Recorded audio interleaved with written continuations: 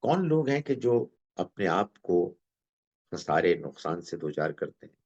وہ لوگ کہ جو جان بوجھ کر زیادتی کرتے ہیں، پھر اس کو جسٹیفائی کرتے ہیں، اپنے غلط رویوں کے نتیجے میں دل کی نرمی سے محروم ہو گئے، جن کو اللہ نے ایک پاک صاف فطرت دی تھی، مگر انہوں نے اس کو میلا کر دیا۔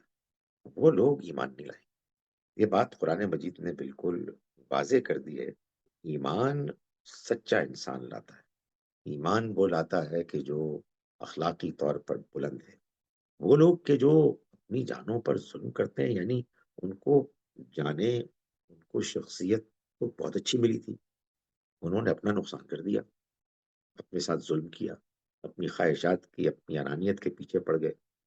دوسرے لوگ وہ گمراہ کن لوگ تھے، ان کی بات ماننی شروع کر دی، تو مروا دیا نا اپنے آپ کو۔ یعنی اللہ تعالیٰ یہ سمجھاتے ہیں کہ کیوں اللہ کو ماننا ضروری ہے، کیوں آخرت کو ماننا ضروری ہے، کیوں پیغمبروں کو ماننا ضروری ہے۔ سارے دلائل عقلی دلائل ہیں، لیکن یہ عقلی دلائل عقل سے گزر کے دل میں داخل نہیں ہو سکتے جب تک کہ دل اس کے لیے تیار نہ ہو۔ اگر دل میں سختی آ چکی ہے تو پھر وہ ایمان نہیں لائیں۔